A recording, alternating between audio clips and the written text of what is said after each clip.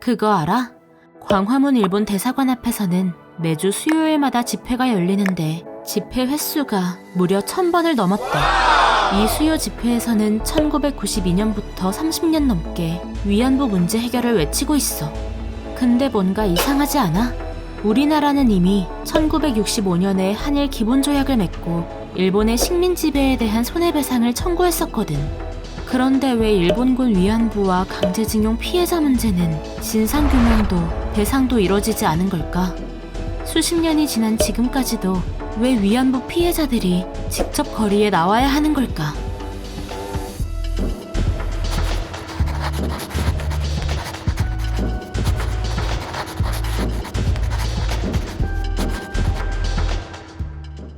때는 1963년 5.16 군사 쿠데타로 정권을 잡았던 박정희 의장은 민족적 민주주의를 슬로건으로 내세워 대통령 선거에 출마했어.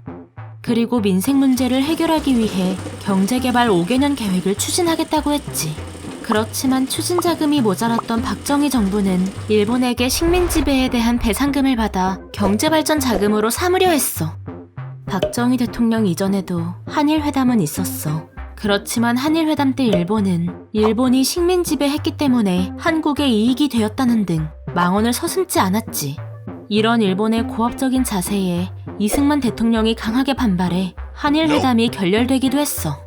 하지만 1962년 박정희 정권은 중앙정보부장 김종필을 일본으로 보내 비밀리에 회담을 추진했어.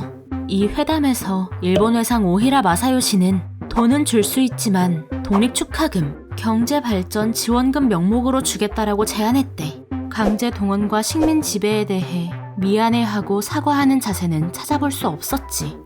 그런 일본의 손을 들어준 건 미국이야. 미국은 사회주의 세력이 동아시아에 더 퍼지지 않도록 한국과 일본이 가능한 한 빨리 협정을 체결했으면 했거든. 우리나라에 불리하더라도 말이야.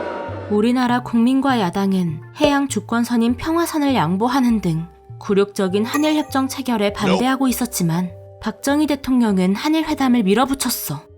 그러던 중 1964년 3월 23일 김종필 오히라 회담에서 구체적으로 한일협정 일정을 합의하게 돼. 5월 초 한일협정을 조인하겠다는 내용이었지.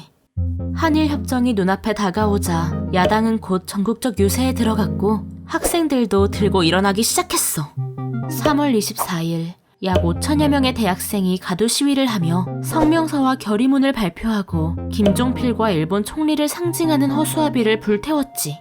박정희 대통령은 직접 학생 대표를 만나는 등 시위대를 설득하려 하는 한편 중앙정보부를 동원해 학생을 감시했어. 이 과정에서 중앙정보부가 학생들의 시위를 북한의 소행으로 연루시키려 한 내용이 발각되어 오히려 학생들의 반감을 샀고, 그뿐만이 아니야.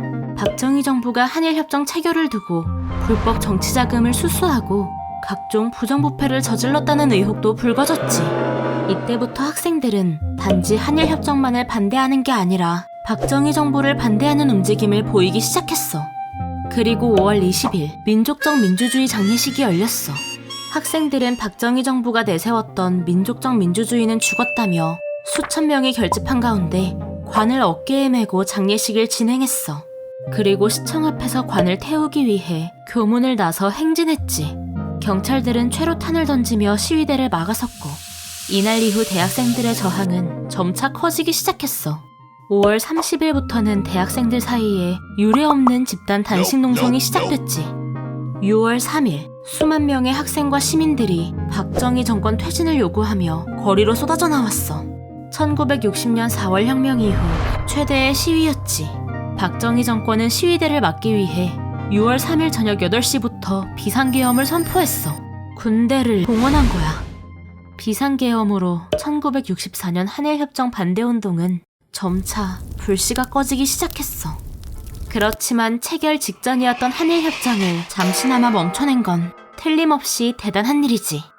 1965년 결국 한일 기본조약이 체결됐지만 그때에도 시민들은 1964년의 경험을 바탕으로 한일협정 조인과 비준반대 투쟁을 뜨겁게 이어갔어.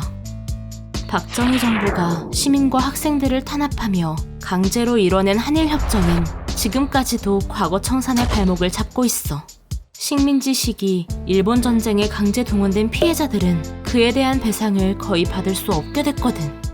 한일협정 반대 운동은 1960년대에 있었던 일이지만 수요 집회는 여전히 현재 진행형이야. 오늘의 내용을 보고 수요 집회에 한 번 더 관심을 가져보면 어떨까?